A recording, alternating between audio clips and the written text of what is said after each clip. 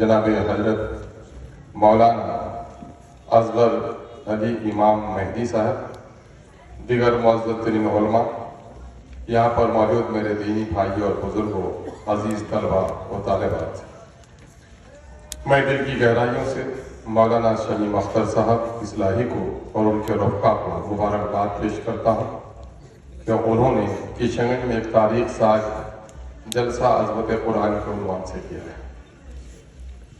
اور مجھے جب انہوں نے دعوت دی تو بتایا کہ اس میں بیرون ملک بھی طلبہ شامل ہوں گے۔ یہ کشن گنج کے لیے بڑے فخر کی بات ہے،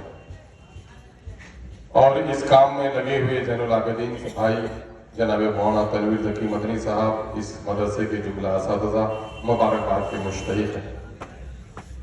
ہمارے علماء نے یقیناً قیمتی باتیں آپ سے کی ہیں۔ میں دورہ پروگرام میں شامل ہونے ہی کی نیت سے آیا کرنا تھا۔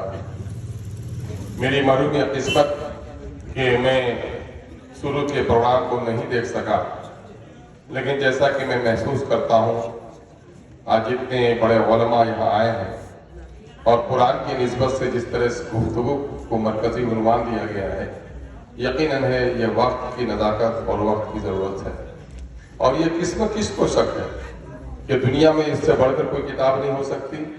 کسی کتاب کا خالق کوئی انسان ہے، لیکن جس کتاب کا خالق خود خداوند اکبر ہو، اس کتاب کا مقابلہ کون کر سکتا ہے؟ وہ اپنے آپ میں ہی عظیم ہے۔ میرے بھائیوں، یہی قرآن مقدس ہے جو عرب کی اس جاہلیت کو بدل دیا۔ بیٹیوں کو درگور کرنے والے بیٹیوں کے پاسبان ہو گئے، خانہ کعبہ کے ننگا طواف کرنے والوں کو عزت اور آبرو بخشنے والی آبادی بنا دی اسی قرآن کی بدولت۔ یہ وہی قرآن ہے جس کو نبی مکرم صلی اللہ علیہ وسلم کا کام تمام کرنے کی نیت سے نکلے حضرت عمر فاروق، اور قرآن کی آیتیں سنی تو حضرت عمر فاروق بدل گئے۔ آج ذرا دل پر ہاتھ رکھ کر سوچیں کہ وہ قرآن 30 پاڑوں میں ہمارے درمیان میں موجود ہے۔ یہ کتاب فرقان بھی ہے، حق و باطل کو فرق کر دینے والی کتاب ہے، لیکن ہمارے سماج میں اس سے بہت بڑا اثر نہیں پڑ رہا ہے۔ اس کی سب سے بڑی وجہ یہ ہے کہ ہم عظمت قرآن سے بے نیاز ہیں۔ تم میں بہتر وہ ہے جو قرآن پڑھے اور پڑھائے۔ میرے بھائیوں، آئیے ہم اور آپ عہد کریں کہ آج دنیا میں ہماری ذلت اور رسوائی کی وجہ یہی ہے کہ ہم نے قرآن سے اپنا رشتہ توڑ لیا ہے۔ پیارے آقا صلی اللہ علیہ وسلم حبیب خدا نے حجۃ الوداع کے موقع سے جو نصیحت کی اور جو وصیت کی وہ یہ کی کہ میں تمہارے درمیان 2 چیز چھوڑے جا رہا ہوں، اور کہیں روایت میں آتا ہے میں تمہارے درمیان 1 چیز چھوڑے جا رہا ہوں، وہ ہے قرآن، اور دوسری روایت کے مطابق قرآن و سنت۔ تم اسے مضبوطی سے پکڑ لو گے تو کبھی گمراہ نہیں ہوگے۔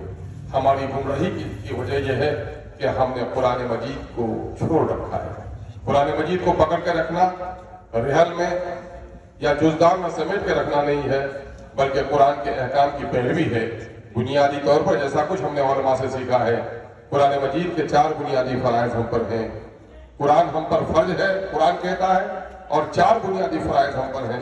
قرآن پڑھا جائے اور ان کے تقاضوں کے مطابق پڑھا جائے، اور قرآن سمجھا جائے، اور قرآن پر عمل کیا جائے، اور قرآن کی دعوت کو دوسروں تک پیش کی جائے۔ بلغوا عنی ولو آیا، یہ ہمارا فریضہ ہے۔ آج پوری دنیا جو جنگ و جدال میں ہے، تکنیکی انقلاب نے انسان کو بڑھنا کر رکھا ہے، ظلم و زیادتی کی انتہا ہو رہی ہے۔ کتوں کو لوگوں نے آغوش میں رکھنا تو ہمدردی سمجھا ہے، لیکن انسانوں پر بمباری ہو رہی ہے۔ پوری دنیا جو آج گمراہی سے دوچار ہے، اس کی بڑی وجہ یہ ہے کہ ہم نے قرآن و سنت کے پیغام سے دنیا کو آشنا نہیں کیا۔ ہم مسلمان بڑے خوش قسمت ہیں کہ اللہ کی وہ کتاب ہمارے پاس ہے، لیکن سب سے بڑے مجرم ہیں کہ آج مخلوق خدا بھٹک رہی ہے اور ہم اس کی رہنمائی نہیں کر پا رہے۔ ایک واقعہ میں عزیز طلبہ کے سامنے میں اور گاؤں کے لوگوں کے سامنے میں کہہ کر رخصت